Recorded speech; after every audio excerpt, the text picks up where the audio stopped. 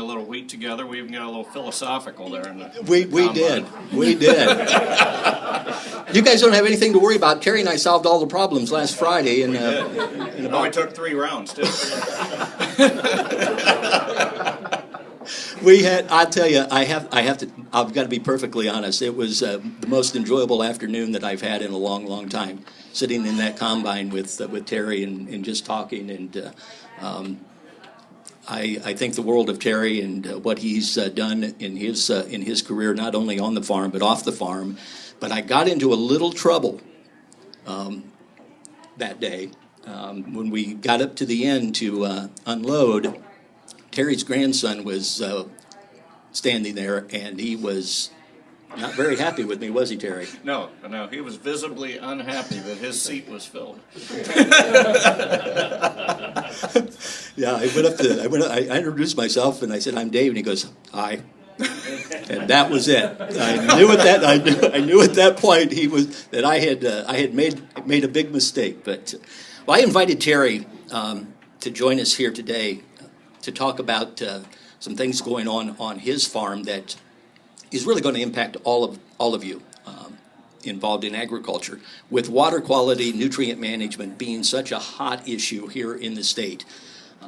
Terry, let's take a moment and talk about the edge of field monitoring research that is going on. First of all, how did it come about? How do we get there from here? I think everybody's heard a lot about phosphate, the blooms in Lake Erie, Lake St. Mary's, some of those issues. And, over the past 2 or 3 years, certainly there's been a lot of meetings. There's been kind of a call to battle here, and agriculture's been meeting along with the administration's called multiple meetings. The directors group, the Lake Erie Western Basin Task Force has been meeting. But what we ran into in those meetings, and I think there was a series of slides that really took me aside. On a chart, if you look at it, going clear back to the 1970s, we're applying less phosphate to our fields. It's on a downhill climb, and I think we all know that we're putting a little less phosphate on our fields these days. While at that same time, the DRP, which is dissolved reactive phosphate, which is what our plant needs, is going up in the lakes. And that is what's causing the algae bloom. And many times during these presentations, we would have scientists, people from ODA, people from ODNR that have studied this that said, we just don't know the why. But they're pretty sure by the different testing where it's coming from. So they think it's a lot non-point, which is our field. We can argue about the percentage, but it's somewhere probably between 30 and 50% is probably coming from agriculture in some way. So what we really found out was we don't know what's coming off the edge of our field. So that's where field edge testing started. But in order to conduct this edge of field monitoring, it takes funding.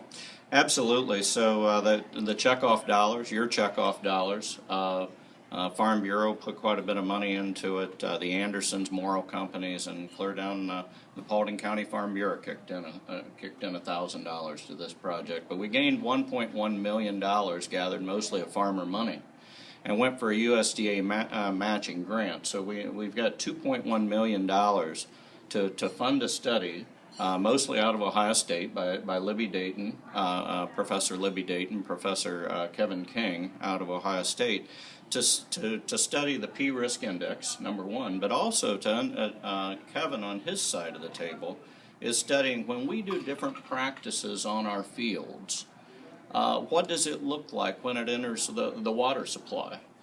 So from a surface water and subsurface water, testing with very scientific equipment to measure what's coming off our fields at different times, and also over a period of time to say if we adjust our practices, what happens?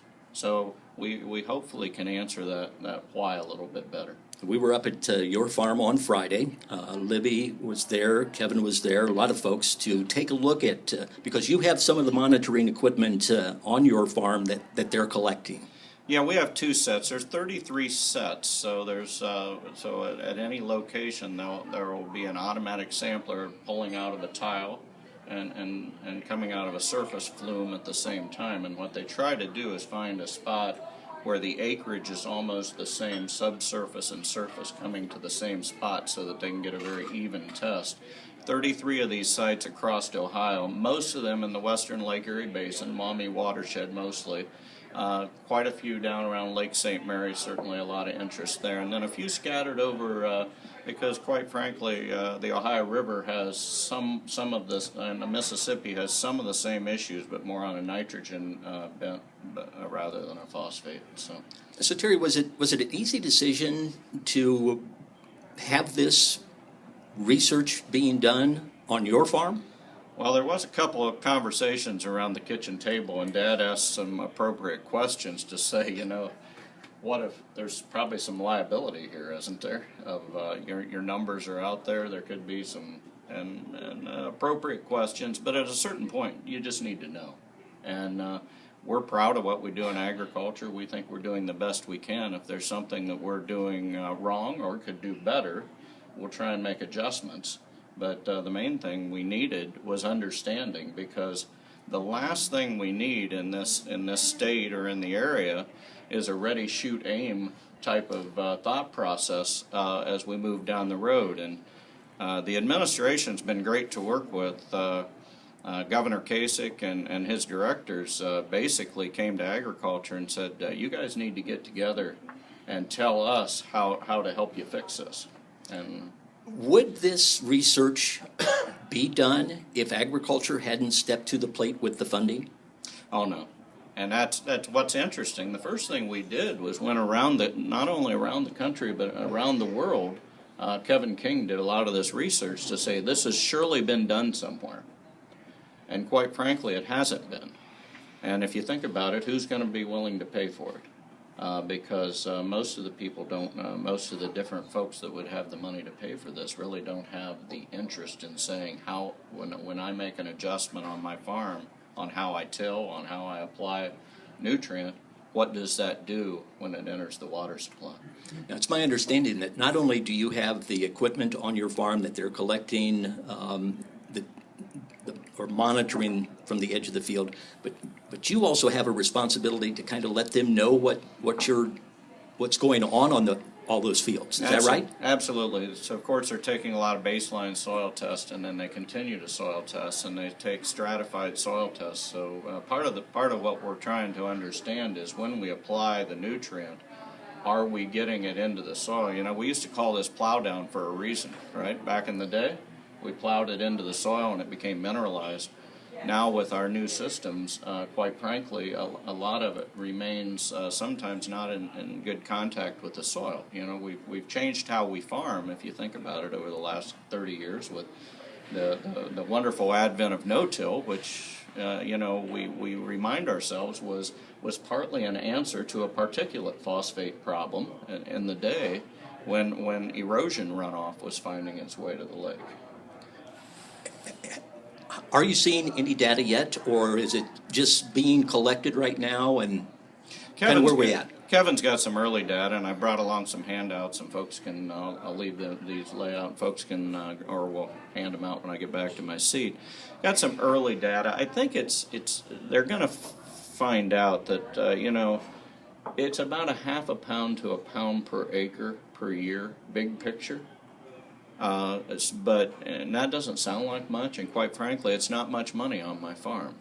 But when you multiply it by 4 million crop acres in the western Lake Erie Basin, it adds up to a pile of phosphate in the lake. So this is going to be one of those issues where it's a little bit, and what we need to find out is what practices, what application methods and timing can adjust that, if it can adjust that. We're a fairly leaky, agriculture's a fairly leaky profession, and with the water that falls on our fields, we know there will be runoff. I did an interview with Kevin King at your farm last week, and I asked him about, because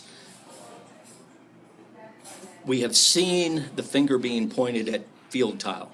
Yeah. people saying that's the problem. Yeah. And I got the sense talking to Kevin that this is going to really, the results of the data that's being collected may surprise people when it comes to field tile. I hope it does. I mean, I personally believe it's the opposite. I actually believe when you take it off surface or subsurface and it's filtered to some extent, that's got to be better than coming off the surface and runoff. But we don't know that. It has been pointed to as one of the possibilities. The advent of a lot more tiling and drainage has brought that up and kind of got in the crosshairs. I've sat in meetings where learned people said that's just the problem, and maybe we ought to think about what we do with tile in the future. And most of the time, farmers rebut that issue pretty quick. I'm not worried about that because drainage is necessary, and I believe that this study will actually show that there's a real positive to having tile in your fields from a nutrient runoff issue. There's no question that there are going to be a lot of folks that will want to see this data when it's available. Yeah, and we've the data that's being collected will by doing 33 sites, they'll be able to put this together. There won't be definitely names on the data, but they'll put it together in aggregate. And we believe it's a first step. So, we're funded for 3 to 4 years here with that money. Most of this money actually is the cost of the testing, believe it or not. I mean, it costs $35,000 to set each one of these sites up. I mean, the sampler is a very expensive operation, and it's all solar. This is the farthest north they've ever put these samplers out, so next year they're going to have propane heaters on them. They ran into a little problem last year, and I remember calling Kevin at one point, and I said, I think you need to, the hose fell out of the end of the flume and is sucking water right out of the ditch. I think you've got some suspect tests here. But they were telling another story. They were looking at a sample the other day, and it just absolutely spiked with phosphorus. It was actually off of and I remember him calling me. He said, "Did you guys just spread fertilizer past this and throw a bunch in the flume or something?" He said, "This is off the charts." Well, they found a worm that crawled into the sample and died. And basically a worm is about 2/3 phosphate. And and it just, so those are the type of things that you need a broad array of samples over a long period of time to really get true data. So. Well, let me ask, anybody out here, any of you guys have any questions for Terry regarding this edge of the field monitoring that's being done? Any other questions? Terry, let me, from a regulatory standpoint, how important is this data going to be when it comes to possible legislation? Well, I think right now there's a bit of a war behind the scenes going on between the Ohio EPA and ODNR, ODA, and our current administration and the U.S. EPA. And Director Nally, and he can speak the King's English when he needs to, has had some really interesting conversations with the U.S. EPA because the first line in any state is the state EPA overseeing issues of any kind of pollution. The U.S. EPA, by this being a multi-state water body, is wanting to come into this area pretty heavy, Region 5 U.S. EPA. I believe things like this empower the administration to push back and say, let's get some understanding here. There's folks working on this. This is just really came to the forefront. Let's get some understanding here before we go forward. The goodwill of these projects like this, of being out in front, is huge in agriculture today because I think people, the general public, there's been a lot of articles. This was in Columbus Dispatch. This was a 2-page center of the paper article in the Weekend Dispatch. I think there's a lot of goodwill by trying to do the right thing and get ahead and not be drugged to the table. And that's where these folks play a role in communicating with their representatives, their state senator, to make sure that they're aware of what's being done. Absolutely, and I think the other, I mean, Kevin King and the people from Heidelberg, we don't realize what we have in this state. Heidelberg University is tested back to the 1960s. They're in the forefront of water research in this country. They're recognized around the world for their research, and Professor Baker is nearing retirement, and he's an old farm boy, and he's a good friend, and we're lucky to have him there. But as I think most of them will say, there's no silver bullet here. There's probably not a panacea. This is a lot of small, fine adjustments on our farming systems. We all kind of have a system that we get into the way we farm our land. I know on our farm we've already made a small adjustment, just to give you an idea of what might be some of these changes. We used to lay almost all of our phosphate down with our wheat starter fertilizer. And I don't, for the whole rotation, and I don't think that's unique. It's just a convenient time. You're going across the field anyhow, and you put on a lot more than the wheat actually needs. We've started split applying that, putting half on in the fall, and then we're going to come back with half on top of the wheat where we have another opportunity to work it in. Those are the kind of small adjustments that I think we're going to end up making that can really change this. I think there's going to be some folks that are going to hear about this and they're going to go, "Oh my gosh, you mean I'm going to have to put edge of field monitoring units on all my fields?" That's not going to be the case. Well, let's sure hope not. I don't think that's and so many things that we've run into, some are not cost effective, and it's interesting as you look at the adjustments that could be made. But there's a few low hanging fruit. Let's probably not be spreading on top of snow.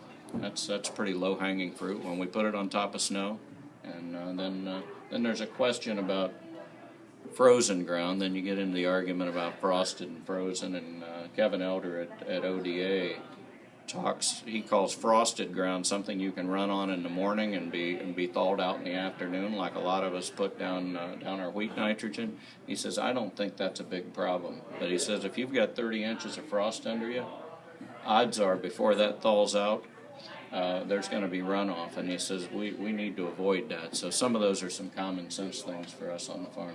I mentioned legislation. I believe, and I don't have the number with me, but I think State Senator Bob Peterson and Senator Height have introduced a piece of legislation on water quality nutrient management.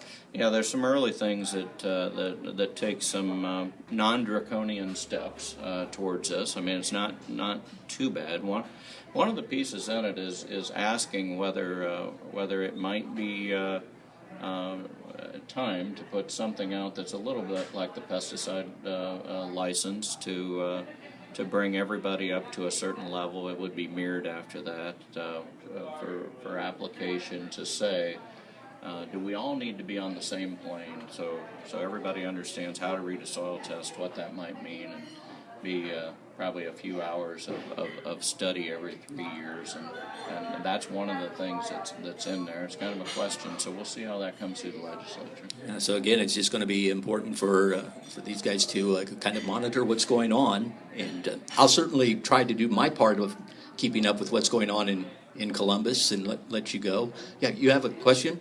Is the phosphorus level in the Great Lakes and water bodies much worse today than 20 years ago? Yeah, the DRP is rising steadily. It has been since sometime in the 90s. So the dissolved reactive phosphate, what our plants take in, and it's a pure feeder, and it's interesting. We know the water coming out of the Detroit River, and we know the water in the rest of the lake. I mean, there isn't much doubt about where this is coming from. The Maumee and the Sandusky watershed is, part of the issue is just Lake Erie's an interesting petri dish. Western Lake Erie, the Western Basin, the average depth is about 8 foot deep. It's very shallow. and the water does not turn over in that basin very often. When you get out in the central basin, the average depth is 30, 40 feet. In the eastern basin, it's like 150 foot deep. It also, interesting one for us, there's more fish taken out of Lake Erie than the rest of the Great Lakes combined. We probably living this close, and anybody that fishes walleye on Lake Erie knows what a great place it is to fish. But we underestimate what a resource it is. And I was on Lake Erie with a commercial fisherman in 2011, and he was not a happy camper. And I have never been on a boat driving through pea soup like that was, and it was the entire basin. And you know, they're understandably upset, and they don't know whether we're the problem either. They really don't care who the problem is. I mean, they're not after agriculture; they're just after the problem being settled. So, Any other questions? Yes. Obviously, Canada borders a large majority of Lake Erie. Do they have similar concerns, and are they working in the same fashion as the states are in regards to capturing data? There's a Great Lakes Governors Association that was put together back quite a few years ago. Actually, I sat on that back in the day, but it was actually designed to protect the Great Lakes from the thirsty West. You could afford to pipeline the fresh water out of. You could afford to build a pipeline from the Great Lakes to the west and sell that water and be profitable. And basically, that whole Great Lakes Association with Canada and the state governors and the province of Canada was designed to make sure we've got a group ready to fight that when and if that time ever comes. So that's been put together. This group is also talking about water quality quite a bit. They don't have quite the same, if you look at the blooms, they certainly don't show up as much on that because, frankly, they come into the lake, at least Lake Erie, where the water's deeper and it mixes better and it doesn't have quite the temperature. So they don't, and also they have a little different soil type. Our clay, God love it, you know, it's pretty good at growing crops, pretty good at holding water, but I think we all know if we take some of our clay and shake it up in a jar full of water and set it there, tomorrow it'll still be brown. It stays in the water. It's just the makeup of our soil, and we're going to find some of this is just what it is. It's a makeup of our soil. Other questions? Terry, what's the interest outside of Ohio on this edge of field monitoring? I got gotten a lot of emails lately to say, and one was interesting from Illinois, and he said, well, you know, we are watching, because every water body to a point, especially in the Great Lakes, has this to a degree, maybe not quite as bad. There's a few bays in Lake Michigan that have some of the same issue where it's got trapped water, but so there's a lot of folks watching this, and it's a good place to start, and shame on us if we only get the 3 or 4 years of data from this. If we don't get 10 years of data, and I don't think we'll have trouble finding funding. I think the checkoff boards are pretty much on board, saying we're gonna fund this for a serious amount of time. Very good. Any other questions? Terry, if not, any final thoughts that you'd like to leave with these folks as they go about? Well, there's an article here that I'm going to lay out that I made copies. It's out of Buckeye Farm News that Jack Fisher wrote, and I completely agree with this. It says we can fix this. And, you know, I tell non-ag people when interviewed, you know, agriculture's fixed a lot of problems over the years, and I have never seen a hurdle that when farmers put their mind to it, they can't figure it out. We solved particulate phosphate in the 70s and 80s. We went to mainly a no-till system. We've learned how to deal with no-till, and we can handle this too, and I believe we will. Terry, thank you for taking some time to come over and visit with us about such an important issue. And again, I will say, folks, I have the utmost respect for this gentleman, for what he's done over the years in his leadership rolls through Farm Bureau and your involvement now with the Western Basin group and what you're doing. It's gonna be important, and a lot of folks are going to be watching. Terry, thank you. Thank you. Appreciate it very much. All right.